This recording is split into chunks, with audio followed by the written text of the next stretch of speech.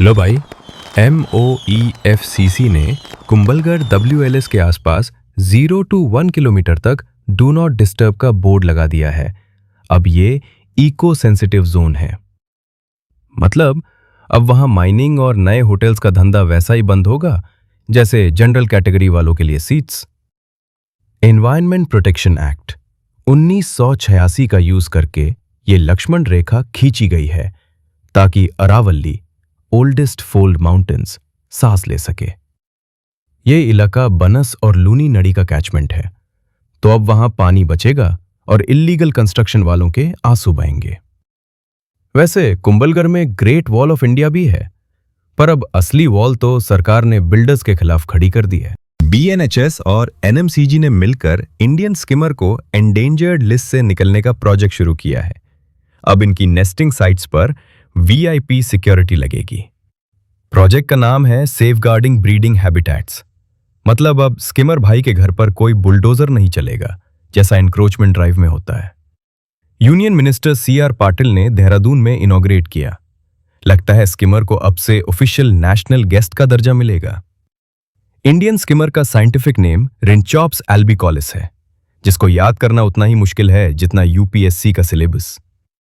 Local लोगों को nest guardians और रिवर गार्डियंस बनाया जाएगा, जिनका काम होगा स्किमर को बचाना। चंबल, अपर गंगा, प्रयागराज और विक्रमशिला डॉल्फिन सैंक्चुरी तक ये प्रोजेक्ट जाएगा। मतलब स्किमर का ऑल इंडिया टूर पक्का। 90% इंडियन स्किमर इंडिया में है, तो इन्हें बचाना हमारी मॉरल रिस्पॉन्सिबिलिटी है। और भी बर्ड्स जैसे ब्लैक बेली टर्न, रिवर लैपविंग को भी कवर किया जा रहा है, लगता है। ILO की 2026 रिपोर्ट आ गई है और सच बताऊं तो हालत मेरे बैंक बैलेंस जैसी अनचेंज्ड है। ग्लोबल अनएम्प्लॉयमेंट 4.9%, 4.9% पर अटक है। मतलब 186 मिलियन लोग अभी भी जॉब कब लगेगी वाला स्टेटस डाल रहे हैं। असल दुख जॉब्स गैप में है। 408 मिलियन लोग काम चाहते हैं पर मिल नहीं रहा। जैसे हमें सिलेक्शन चाहिए पर सीट नहीं मिलती। वुमेन का शेयर सिर्फ 40%, 40% है। मतलब जेंडर इक्वेलिटी के नाम पर अभी भी लोडिंग ही चल रहा है। और यूथ 260 मिलियन तो नीट NIIT कैटेगरी में है। ना पढ़ाई ना नौकरी, बस रील्स और सुकून की तलाश। रिपोर्ट का निष्कर्ष, दुनिया ग्रो कर रही है पर जॉब्स स्लो मोशन में चल रही हैं। दुनिया में चिंगदाओ चीन ने टॉप किया है। मतलब वहां क्राइम ढूंढने के लिए भी माइक्रोस्कोप लगेगा। इंडिया में अहमदाबाद और जयपुर सेकंड और थर्ड पर हैं, पर दिल्ली का हाल वही है। Least safe in India, rank 255। Delhi से हूं, बोलने से सेफ्टी नहीं मिलती boss. UAE and Qatar safest countries हैं और हमारा इंडिया 70वां रैंक पर है। काफी मॉडरेट वाइब्स आ रही हैं। गुरुग्राम और नोएडा भी लिस्ट में नीचे हैं। शायद वहां के लोग सेफ्टी इंडेक्स से ज्यादा प्रॉपर्टी रेट्स पे फोकस कर रहे हैं। और सबसे अनसेफ, प्रेटोरिया, साउथ अफ्रीका। वहां जाना मतलब एडवेंचर ट्रिप का एक्सट्रीम लेवल। न्यूमियो बेलग्रेड सर्बिया से चलता है और इनका डेटा क्राउड सोर्स्ड है। मतलब लोग खुद ही बताते हैं कि उन्हें कितना डर लग रहा है। मूडीज रेटिंग्स ने इंडिया की GDP के लिए गुड न्यूज दी है। FY26 में ग्रोथ 7.3% रहेगी, जो पिछले साल के 6.5% से काफी ऊपर है। मूडीज कह रहा है कि जब देश ग्रो करेगा तो आपकी जेब भी भरेगी और एवरेज हाउस होल्ड इनकम बढ़ेगी। इनकम्स बढ़ने का मतलब है कि अब लोग सिर्फ जिंदगी के साथ भी नहीं, जिंदगी के बाद भी वाली इंश्योरेंस पे ढेर सारा पैसा खर्च कर रहे हैं। हेल्थ इंश्योरेंस प्रीमियम्स 14% बढ़ गए और लाइफ इंश्योरेंस तो 20% की रफ्तार से भाग रहा है। लगता है सबको अमर होने का शौक चढ़ गया है। सरकार ने भी इंश्योरेंस में 100% FDI, फॉरेन इन्वेस्टमेंट, एलो कर दिया है। अब बाहर का पैसा भी इंश्योरेंस में ओनेलिन होगा। LIC का मिनियॉरिटी स्टेक बेचना हो या स्टेट ऑन्ड कंपनियों को रिकैपिटलाइज करना, सरकार इंश्योरेंस सेक्टर को जिम भेजकर मसलर बना रही है। मूडीज का हेडक्वार्टर्स न्यूयॉर्क में है। वहां बैठकर ये हमारे अच्छे दिन की प्रेडिक्शन कर रहे हैं। Okay. Vice president CP Radhakrishnan ने एक नया नॉलेज बॉम्ब ड्रॉप किया है। एक बुक जिसका नाम है चैलिस ऑफ अम्ब्रोसिया।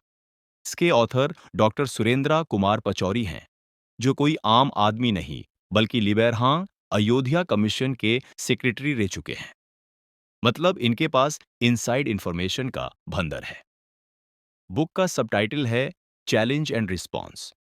बिल्कुल वैसा ही जैसे एग्जाम हॉल में यूपीएससी का क्वेश्चन चैलेंज करता है और हम रिस्पॉन्स में ब्लैंक हो जाते हैं। ये बुक राम जन्मभूमि मूवमेंट की पूरी टाइमलाइन बताती है। हिस्ट्री, लीगल केसेस और पॉलिटिक्स का एक परफेक्ट कॉकटेल है। पब्लिशर्स हैं हर अनंत पब्लिकेशंस। बुक अयोध्या के उस सफर को दिखाती है जिसने मॉडर्न इंडिया की पूरी वाइब ही बदल दी। ऑथर रिटायर्ड 1968 बैच के आईएएस ऑफिसर हैं, तो राइटिंग में ऑफिसर वाली क्लैरिटी और हिस्टोरियन वाला डिपत दोनों मिलेगा।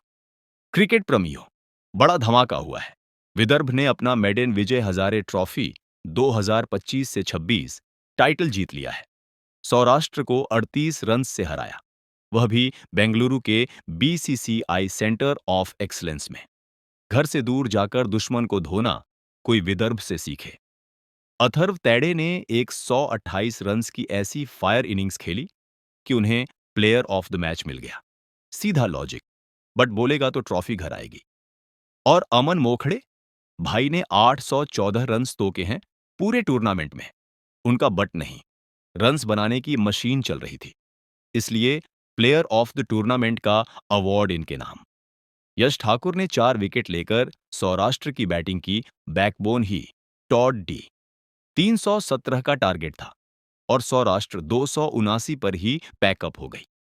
विजय हजारे ट्रॉफी 2002 से 3 में शुरू हुई थी और इसका नाम लेजेंडरी क्रिकेटर विजय हजारे के नाम पर है।